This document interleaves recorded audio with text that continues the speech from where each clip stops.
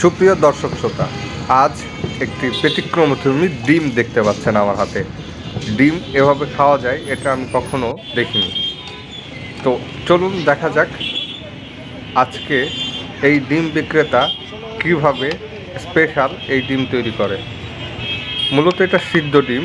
এই সিদ্ধ ডিমটা সে মূলত পেঁয়াজ, মরিচ, টমেটো এবং সরিষার তেল দিয়ে খুব ভালো করে যত্ন সহকারে পরিষ্কার পরিচ্ছন্নভাবে সে এই খাবারটা তৈরি করে থাকে। সিদ্ধ ডিমের ভিতরে সে কেটে এই সালাদ করে দিয়ে থাকে। তো আপনারা কে কোথা থেকে দেখছেন আমার এই ভিডিও এবং কে খেয়েছেন এভাবে ডিম, কমেন্ট করে অবশ্যই জানাবেন। এবং এই খাবারটা আসলে আপনার কাছে কেমন লাগবে বা খেয়েছেন কি না তা মন্তব্য করে অবশ্যই জানাবেন। তো দেখতে পাচ্ছি সে সুন্দর করে টমেটো ধুয়ে তারপর টমেটো কুচি করছে।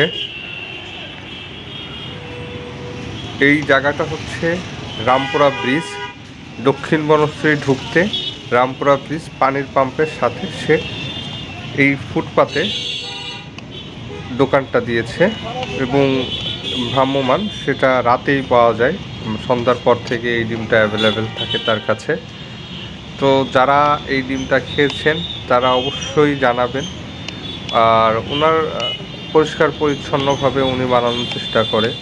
ওনার পরিবেশন যতটুকু পরিষ্কার পরিচ্ছন্নভাবে প্রতিটা ডিম ফ্রেশ পানি দিয়ে ধুয়ে দেয়, এই জিনিসগুলো আমার কাছে খুবই সুন্দর লেগেছে। আমি আসলে অনেক দিন যাবৎ ধরেই বনশ্রীতে আছি, প্রায় এক যুগ। তাকে আমি আবিষ্কার করেছি এই 1 মাস হলো।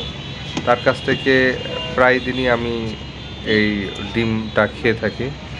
তো উনি প্রতিটা কাজের আগে খুব সুন্দর করে পরিষ্কার পরিচ্ছন্নভাবে করার চেষ্টা করেন। সরিষার তেল উনি কিনে আনেন। ওনার সাথে আমার কথা হয়েছে পার্সোনালি, ব্যক্তিগতভাবে।